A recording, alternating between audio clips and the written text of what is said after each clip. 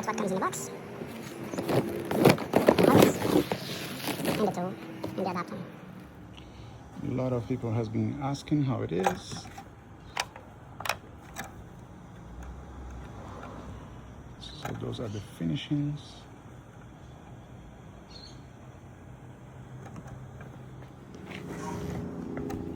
And as you can see, it rotates. So it makes it easier for you to clean.